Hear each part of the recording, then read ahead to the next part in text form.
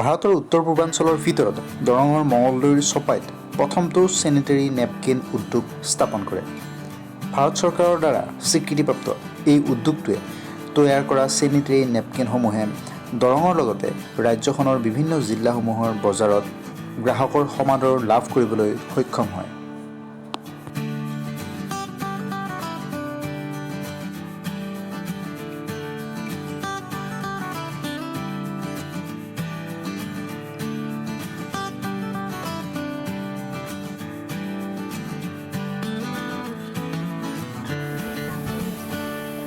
কেনেকুৱা পাইছে মানে প্ৰডাক্টৰ কোৱালিটি আপোনালোকে ব্যৱহাৰ কৰি কেনেকুৱা পাইছে? কোৱালিটি ভাল, একদম হাই ফাই কোৱালিটি।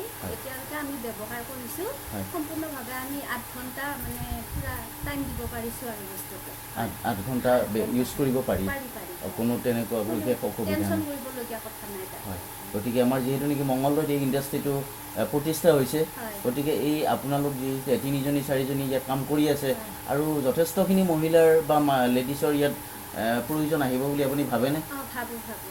প্ৰসাৰ হ'ব, ইণ্ডাষ্ট্ৰিটো প্ৰসাৰ হ'ব, চলিব গোটেই অসমবাসীৰ কাৰণে, গোটেই অল অসমত এই প্ৰডাক্টটো যোৱাটো আপুনি বিচাৰে? প্ৰত্যেকজনী মহিলাক আপুনি কি ক'ব? প্ৰত্যেকজনী মহিলাই এই আমাৰ লেডিঅৰটো ইউজ কৰিব লাগে আৰু ইউজ কৰি তেওঁলোকে এইটো প্ৰডাক্ট মানে মাহে মাহে চলাই থাকিব লাগে আৰু। ধন্যবাদ।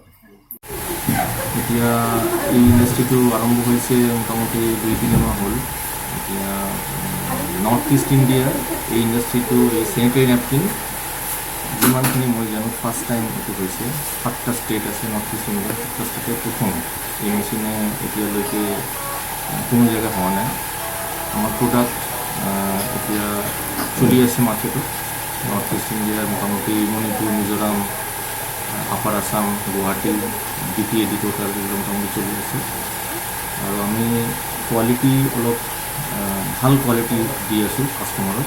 যিটো নৰ্মেল কিছুমান পেড পোৱা যায়, চিচুৱেল পেড নিচিনা নহয়, এইটো আল্ট্ৰা থিন হয়, এইটো জেল টেকন'লজি, এইটো নতুন ধৰণৰ টেকন'লজি ইউজ কৰা হৈছে, সেইকাৰণে লিকেজ নহয় এইটো।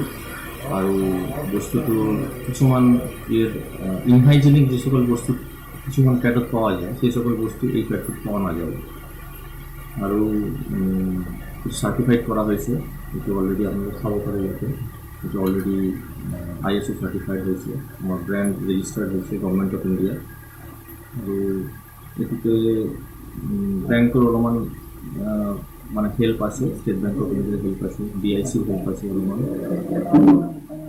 আৰু আমাৰ কাম কৰি আছে ষ্টাফ সকলে, আমি মিলিজুলি একটা মানে ফ্ৰীলি কাম কৰি আছোঁ, কোনো প্ৰব্লেম নাই। কেনেকুৱা এতিয়া আপোনালোকৰ এই নেপকিনটো বিভিন্ন ঠাইত গৈছে? এতিয়া আমাৰ এইটো গৈ আছে ডিব্ৰুগড়, তিনিচুকীয়া, তাৰ লগত লখিমপুৰ, তাৰপিছত গৈছে মণিপুৰ, গৈছে আইজল, গৈছে তাৰ লগত DTAD টোটাল যিমানখিনি ডিষ্ট্ৰিক্ট আছে, বৰপেটা, তাৰপিছত বঙাইগাঁও, গুৱাহাটী চিটি, এনেকুৱা মোটামুটি চলি আছে, মানে ঠিক ঠাকেই চলি আছে। যিহেতু নেকি এই ইণ্ডাষ্ট্ৰিটো মঙলদৈতে অৱস্থিত, হয়, আৰু এটা গৌৰৱৰ বিষয় যে নৰ্থ ইষ্টৰ ভিতৰত প্ৰথম, এইটোৰ কাৰণে এটা মঙলদৈৰ কাৰণেও এটা বহুত গৌৰৱৰ কথা। গতিকে মঙলদৈৰ ফালৰ পৰা মানুহৰ কেনেকুৱা এই প্ৰডাক্টৰ ক্ষেত্ৰত কেনেকুৱা এটা ৰেছপন্সটো ভাল, প্ৰডাক্টৰ ফিডবেকটো ভাল পোৱা গৈছে। যেতিয়া এতিয়া মাৰ্কেট প্ৰডাক্ট মানে ব্ৰেণ্ডটো একদম নিউ ব্ৰেণ্ড, অলপ টাইম লাগি আছে আমাৰ এষ্টাব্লিছমেণ্টৰ কাৰণে লোকেল মাৰ্কেটে, কিন্তু বাহিৰৰ মাৰ্কেটে অলৰেডি এইটো কিন্তু মানে ভাল পপুলাৰিটি পাইছে। লোকেল মাৰ্কেটটো অলপমান উইক গৈ আছে আৰু এতিয়া আমি ট্ৰাই কৰি আছোঁ। মেইনলি বাহিৰৰ পৰা যিটো মাৰ্কেট পাই আছোঁ, আৰু আমাৰ এইটো কি খুব ডাঙৰ ইণ্ডাষ্ট্ৰি নহয়, এটা লিমিটেশ্যন আছে এটা আমাৰ, সেই লিমিটেশ্যন অনুযায়ী আমি কাম কৰি আছোঁ।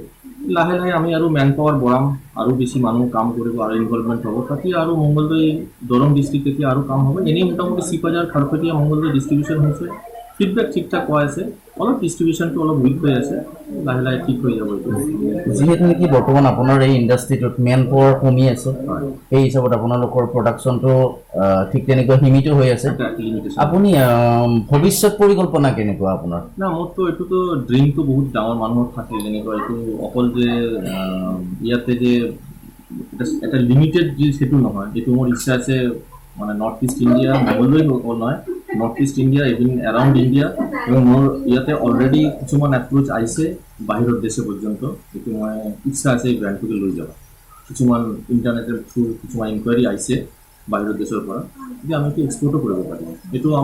এইটো কামটো এটা ছ'চিয়েল ৱৰ্ক হিচাপেও দেখা যায়, বিজনেছটো আছেই, এইটো কিছুমান এমপ্লয়মেণ্ট হৈছে, মানুহ কিছু ৰোজগাৰ কৰি আছে, তাৰ লগতে এইটো হিউমেন হাইজিনৰ এটা প্ৰডাক্ট, গতিকে আমিতো ছ'চিয়েলৰ ইফালৰ পৰা এটা কাম কৰি আছোঁ।